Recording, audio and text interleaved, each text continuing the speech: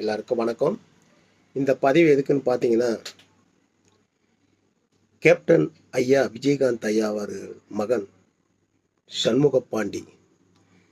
சண்முகப்பாண்டியின் படம் படைத்தலைவன். படைத்தலைவன்னா என்னன்னு தெரியுங்களா உங்களுக்கு? அந்த காலத்தில் போருக்கு போகும்போது படை இந்த பக்கம் 1000 பேர் வருவாங்க, இந்த பக்கம் 1000 பேர் போவாங்க. யார் சாவுவாங்கன்னு தெரியாது. அதுக்கு பேர் தான் படை.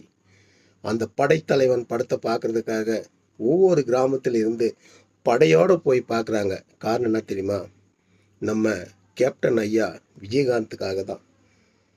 அவரை கண்ணை பாறையா, அவருடைய முகத்தை பாறையா, அவருடைய மகன் சண்முக பாண்டிய பாறையா, என்ன படம் பண்ணியிருக்காரு. அந்த மிருகத்தோட வாழ்ந்திருக்காரு. அது மாதிரி ஒரு படம் இந்த உலகத்தில் யாரும் கொடுக்க முடியாது. விஜயகாந்த் ஐயா அந்த சீனில் வரும்போது ஒவ்வொரு மக்கள் மனதிலும் பயங்கரமாக இடம் பிடிக்கிறாரு. பாசம் இருக்கிற இடத்துல தான் கண்ணீர் கொட்டி கிடக்குன்னு சொல்லுவாங்க. மக்கள் பார்க்கும்போது அந்த கண்ணீர் வடிக்கிற வடி இவ்வளோ அவ்வளோதான் இல்லை.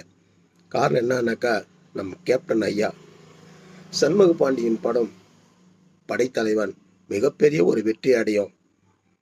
அவர் ஐயாவுக்கு பிறகு விஜயகாந்த் அவர் இல்லை, இவங்க தான் விஜயகாந்த். அவரை பார்க்குற மாதிரி தான் நம்ம இவரை பார்க்கணும். சண்முக பாண்டி அந்த படத்துக்காக வாழ்ந்து அந்த முடியெல்லாம் விட்டு இன்னைக்கு மிகப்பெரிய ஒரு இடத்துல இருக்காரு. சண்முக பாண்டியனுக்கு நம்ம ஆதரவு என்னைக்கு இருக்கணும்.